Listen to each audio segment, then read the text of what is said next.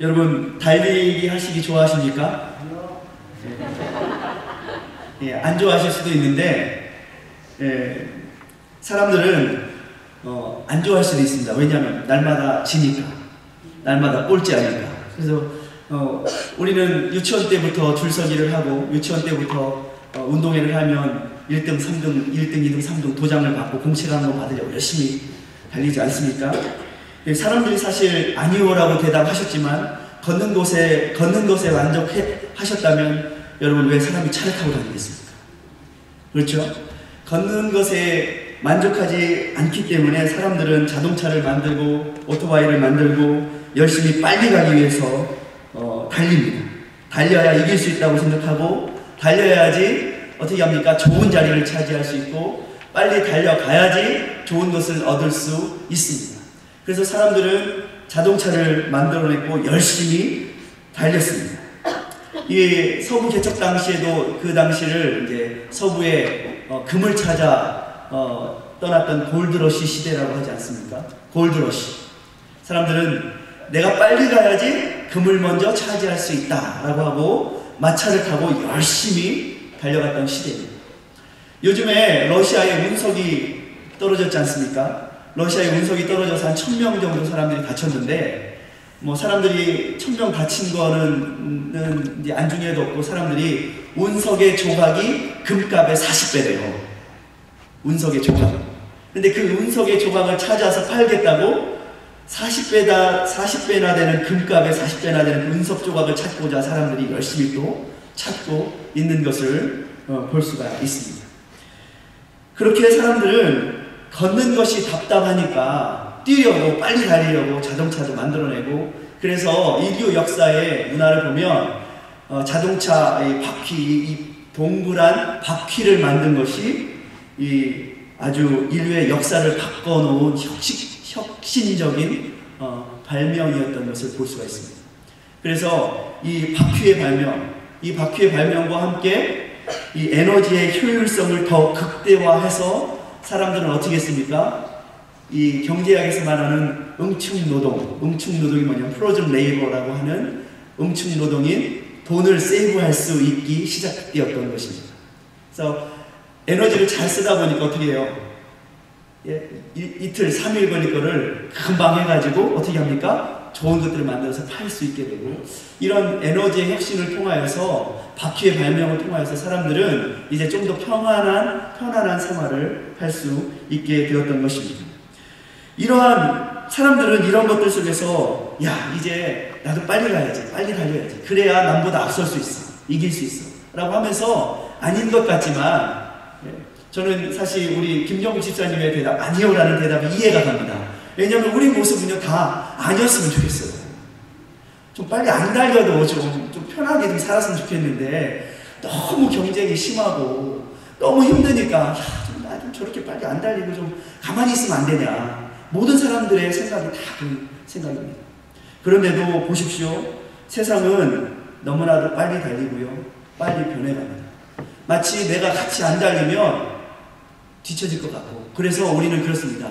옆 사람이 막 달려가요. 그래도 우리도 막 달려가요. 그러면서 왜 달려? 왜 달리는지도 모르면서 달려요. 그래서 한국의 엄마들이 뭐라고 말하냐면 옆집 엄마가 아이들을 이것저것 가르치니 나도 우리 아이들한테 이것저것 안 가르치면 우리 애들이 뒤처질까봐 겁이 나가지고 왠지 모르게 가르친다는 거예요. 그래가지고 어린아이들이 학원을 5개, 6개 다니지 않습니까? 여러분, 그런데 우리가 이렇게 달리면 이길 수 있을까요? 여러분, 이길 수 있을까요? 저도 달리는 걸 참 좋아합니다. 달리기를 꽤 잘하는 편입니다. 그런데요, 해보니까 제가 이제 운동을 좋아해서 테니스를 좋아하는데 제가 테니스 애틀란타에 와서 2번 져봤습니다. 단식을 쳐가지고. 근데 테니스를 제가 되게 잘 친다고 생각했는데 저보다 센 놈이 있더라고요. 그래서 내가 안 질 거라고 생각했는데 제가 미국 사람이랑 했는데 저보다 더 젊고 테니스 선수를 했다고 해요. 나중에 모르니까 너 선수였지. 고등학교 때까지 자기 선수였다. 아무리 제가 열심히 잘하려고 하고 나 스스로 난 잘해 믿지만 세상에서 우리는 늘 센 놈을 만납니다. 그러면서 야, 내가 아무리 열심히 달려도 나보다 더 잘 달리는 사람이 있나? 더 센 사람이 있구나. 우리는 그러면서 또 그냥 또 실망을 하고 합니다. 여러분, 우리가 열심히 잘 달린다고 다 이기겠습니까? 그렇지 않은 것입니다. 세상은요, 급속도로 변해갑니다. 무엇인가 적응하기도 전에 또 새 것이 나와요. 여러분, 전화기 보세요. 전화기를 보면 나 기능을 알지도 못하는데 뭐 좀 배우기 전에 또 뭐 갤럭시 3가 나왔느니 4가 나왔느니, 그리고 그거를 만약에 안 사면 좀 뒤처지는 것 같고 촌놈인 것 같고, 이렇게 분위기가 이런 세상이 되지 않습니까? 자꾸 사람들은요, 빨리 가야 된다, 이 세상의 자극을 받고 눈과 마음을 뺏겨서 왜 그것을 사는지, 왜 달려가는지 모르면서도 또 그것들과 함께 또 경쟁을 하고 달려갑니다. 그런데요, 그렇게 살기 시작하면요, 정말 중요한 것이 기준이 안 되고 변하는 세상의 기준을 놓고 살아가다 보면 맨날 바꾸다 판다고, 맨날 내가 그것을 쫓아가다가 쫓아가지 못하게 되는 것을 우리는 늘 경험하게 됩니다. 여러분, 그래서 우리는 새로운 기준, 하나님의 기준을 배워야 합니다. 여러분, 운동장에서 금을 그어보셨습니까? 전 어렸을 때 운동장에서 금을 그어봤어요. 친구들과 함께 물주전자 들고서 열심히 금도 그어보고, 나무떼기 하나 가지고 금도 그어봤습니다. 근데요, 금이요, 땅바닥만 쳐다보고 금을 그으면요, 금이 반듯하게 그어지지 않습니다. 오히려 금을 반듯하게 그으려면 멀리 쳐다보고 그어야지 금을 반듯하게 그을 수 있습니다. 인생도 마찬가지입니다. 이 시대에 변화되어지는 것, 그것을 내가 쫓아가겠다고, 따라가겠다고, 이기겠다고 땅바닥만 쳐다보고 이 바로 앞에 있는 것만 쳐다보고 금을 그으면 내가 그을 때는 반듯하게 긋는 것 같은데 나중에 보면 삐뚤빼뚤 그어집니다. 그래서 우리는 영원한 것, 진리인 것, 변하지 않는 것에 우리의 눈을 맞추고 마음을 맞추고 기준으로 살아갈 때 이 땅 가운데서 바른 길을 갈 수 있습니다. 떨어지지 않는 길을 갈 수가 있습니다.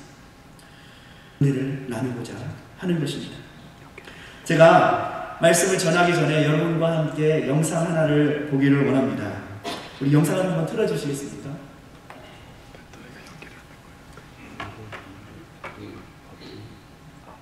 영상을 보고 우리가 말씀을 나누도록 하겠습니다. 여러분 어떻게 하시겠습니까? 일어서시겠습니까? 뛰시겠습니까? 인생을 살다 보면 우리도 똑같이 어느 누구나 다 인생에 아킬레스건이 있습니다. 부족하고 연약한 부분이 다 있습니다. 그것 때문에 우리는 넘어지고 주저앉게 될 때가 있습니다.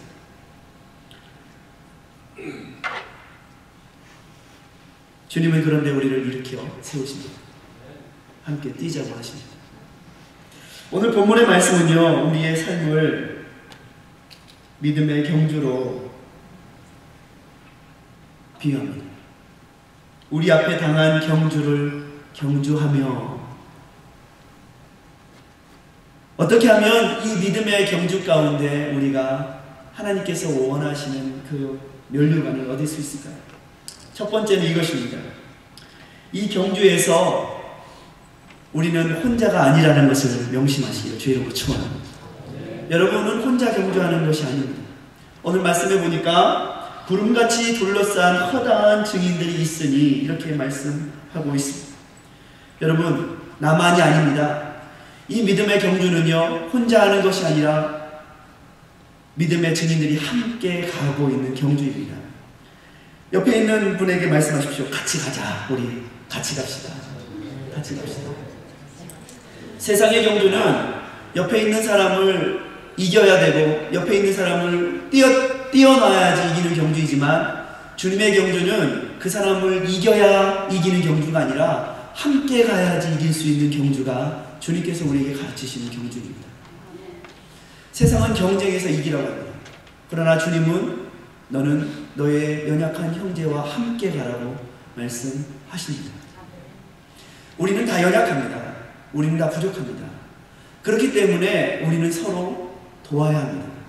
우리는 서로 일으켜 세워 주어야 합니다. 선지자 예레미야는 예레미야서 12장 5절에 이렇게 말씀하고 있습니다. 네가 사람과 달리기를 해도 피곤하면 어떻게 말과 달리기를 하겠느냐. 주님이 예레미야 선지자에게 이렇게 말씀을 하셨습니다.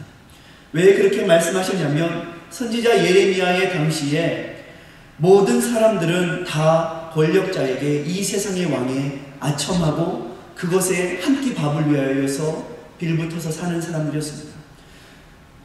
하나님을 섬긴다고 하는 그러한 선지자들마저도 거짓말하고 진정한 예언을 하지 않고 오히려 권력자들에 붙어서 거짓 예언을 하던 그런 시대에 하나님께서는 선지자 예레미야에게 사명을 맡겨주셨습니다. 너는 가서 왕에게 바른 예언을 하고 바르게 말하라. 그런데 예레미야 선지자는 두려웠습니다. 힘들었습니다. 하나님, 나 혼자 이거 할 수 있을까요? 남은 자가 아무도 없습니다. 저밖에 없습니다. 내가 어떻게 저 사람들을 이기겠어요? 저 말을 탄 사람들을 어떻게 이기겠어요? 제가 이 사람들을 이길 수가 없습니다. 주님께서는 예레미야 선지자에게 말씀하십니다. 네가 어떻게 말 탄 자들을 이기겠느냐? 그러나 너는 나와 함께 달려가자. 주님께서 선지자 예레미야에게 말씀하셨던 거예요. 내가 너와 함께 달려가 줄게. 함께 가자. 여러분, 우리는요 이 세상을 이길 힘이 없습니다. 그러나 주님께서 우리와 함께 가십니다. 주님께서는 늘 우리를 지켜보고 계십니다. 우리가 넘어질 때, 자빠질 때 주님은 우리를 일으켜 세우십니다. 우리가 포기하지만 않는다면 주님께서는 우리를 승리하게 하실 것입니다.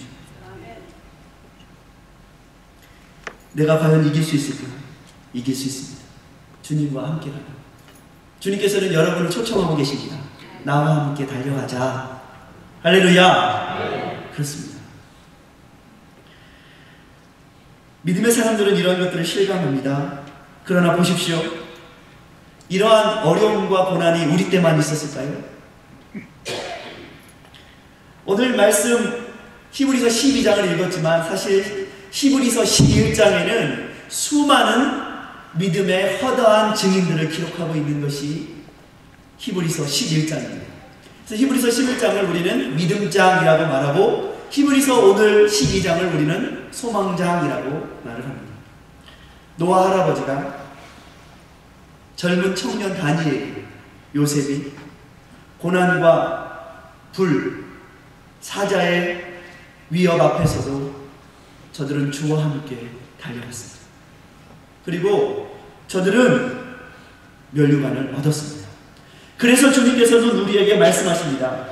너 혼자만이 아니라 너를 둘러싸고 있는 허다한 증인들이 너의 곁에 있단다.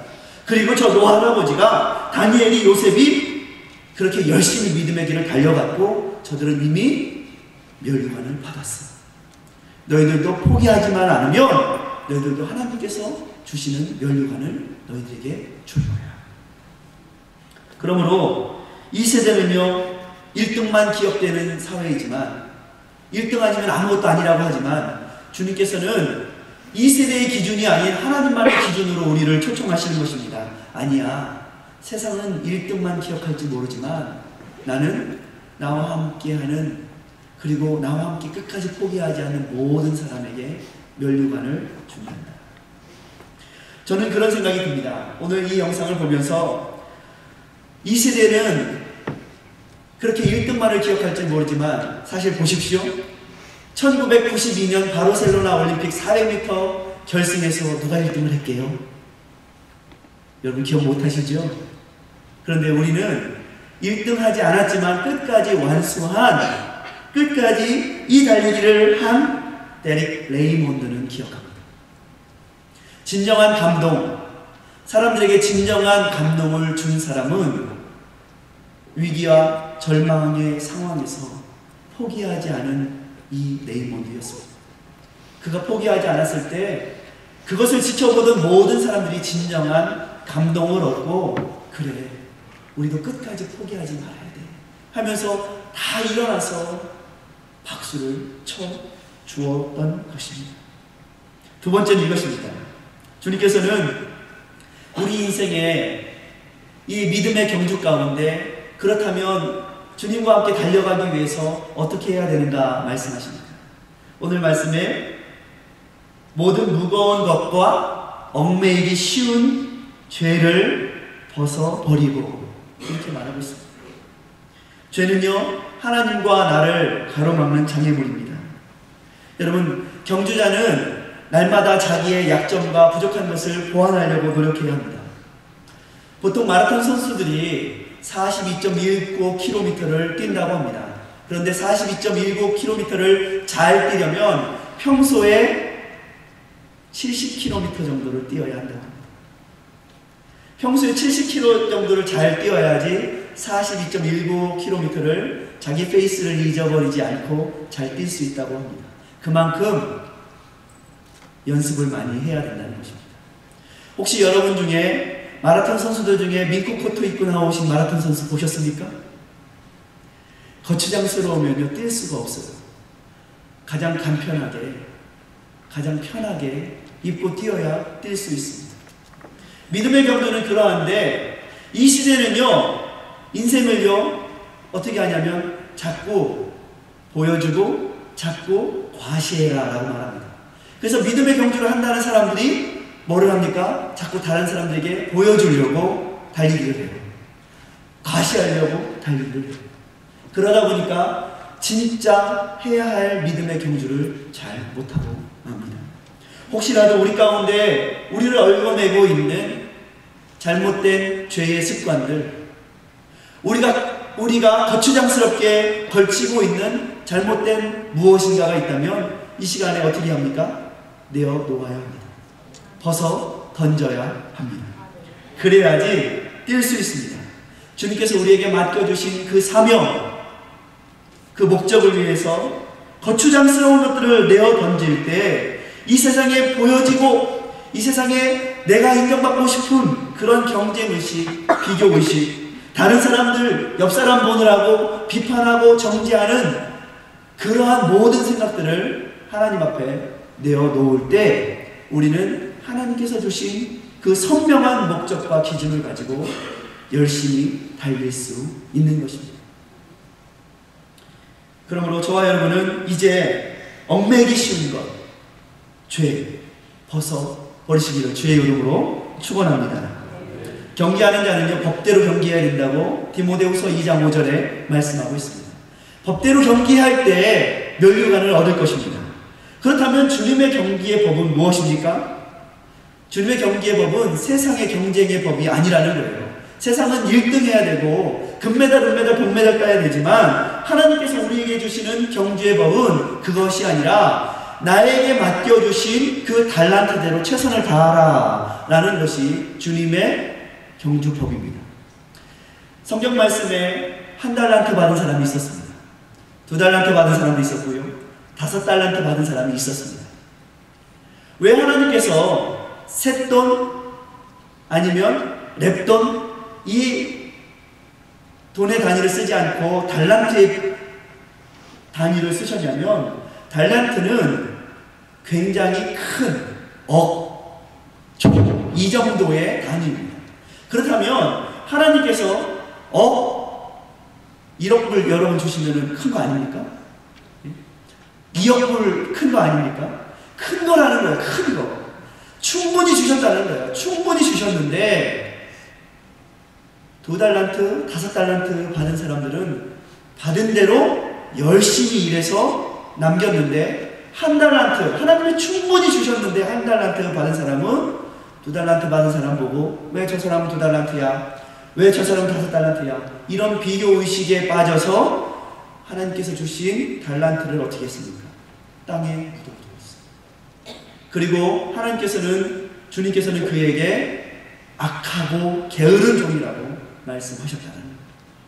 주님은요, 여러분에게 충분히 주셨습니다. 주님은 여러분이 이 세상 경주에서 이길 수 있도록 여러분에게 달란트를 많이 주셨습니다. 그런데 우리가 그 달란트를 받은 자로서 옆 사람과의 비교와 정죄의식에 빠져서 하나님께서 주신 은혜를 잊어버리면 우리는 그 달란트를 땅에 묻어둔 자와 같게 되는 것입니다. 주님께서 말씀하시는 것은 이것입니다. 우리가 2달란트, 5달란트 받았다. 그 액수에 자꾸 얽매여서 비교의식에 사로잡히지 말고 하나님께서 주신 것에 감사해서 너는 하나님 앞에 어떻게 충성할래? 어떻게 남길래? 이것에 집중하라는 것입니다. 제가 지지난주였는지 새벽 예배 시간에 이런 얘기를 잠깐 했었습니다. 이렇게 그 서재의 책을 보면서 이 미래학자라는 엘빈 토플러가 쓴 부의 미래라는 책의 제목이 눈에 딱 들어왔습니다. 새벽에 앉아있는데. 부의 미래. 부의 미래를 다른 말로 하면 돈의 미래라는 뜻 아니겠습니까? 돈의 미래. 그러면서 제가 생각한 것은 이것이었습니다. 돈이 미래가 있을까? 라는 것입니다. 저는 깨달은 것은 돈은 미래가 없습니다. 돈은 돌고 돕니다. 그리고 이 땅에서 남겨질 것입니다. 그런데요, 돈을 쓰는 사람의 미래는 있을 것입니다. 이 땅에서 돈을 어떻게 쓰는가? 돈은 그 사람에 의해서 쓰여지다가 돌고 돌다가 이 땅에 남겨질 것이지만 그 돈을 쓰는 사람은 어떻게 썼느냐에 대해서 그 사람의 미래는 있을 것입니다. 어떤 사람은 칭찬을 듣는 종이고 어떤 사람은 악하고 게으른 종아라는 그런 판단을 하나님 앞에 받게 될 것입니다.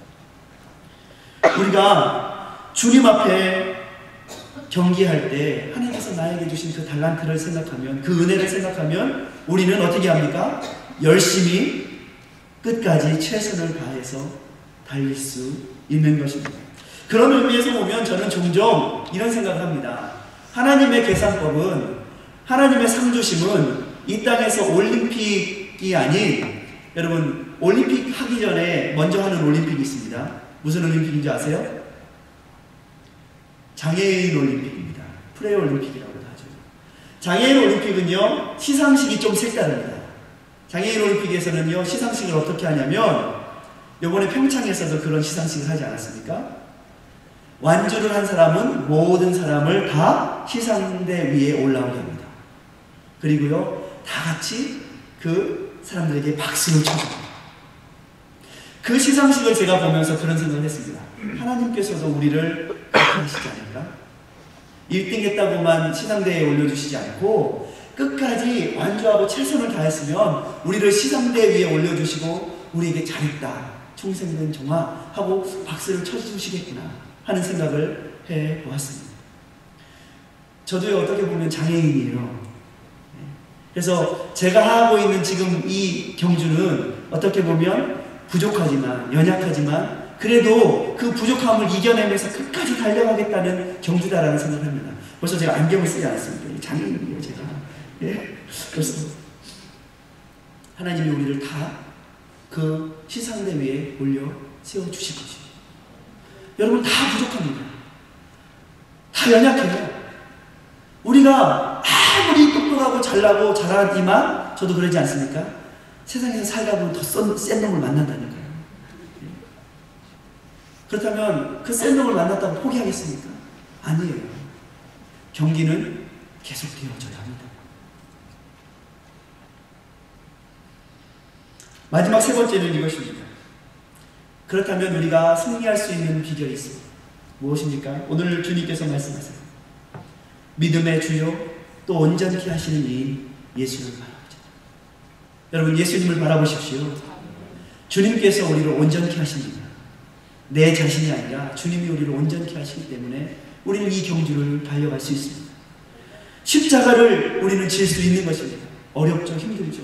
그러나 우리가 이 경주에서 포기하지 않을 수 있는 이유는 주님께서 이 십자가의 길을 먼저 가셨고 주님께서 이 길 가운데 먼저 승리하셨기 때문에 우리는 주님께서 닦아놓은 그 길을 가기만 하면 되는 거예요. 포기만 하지 않으면 주님께서는 이 길 가운데 이기셨다고 주님은 선포하신 것입니다. 할렐루야. 그러므로 우리는요, 세상의 눈을 돌리지 말고 주님을 바라보아야 합니다. 그러면 승리합니다. 세상은요, 1등 하는 자에게 야유를 보내죠. 루저라고 합니다. 가치 없는 인생이라고 합니다. 그러나 주님은요, 세상의 기준이 아니라 끝까지 주와 함께 달려간 자에게 다 위너라고 하십니다. 다 멸류관을 주십니다. 그래서 저와 여러분 어떻게 합니까? 세상에 눈을 돌리지 말고 멀리 변하지 않는 진리이신 주님을 바라보십시오. 그러면요, 우리를 주님은 일으켜 세우십니다. 어떻게 하시겠어요? 힘들고 어려우시죠? 그래도요, 인생은요, 다시 일어서서, 비록 쩔뚝거릴지라도 다시 일어서서 그 피니시 라인까지 갈 만한 가치가 있는 것입니다. 저 여러분, 주님께서 오늘 혼자 가라 하시지 않습니다.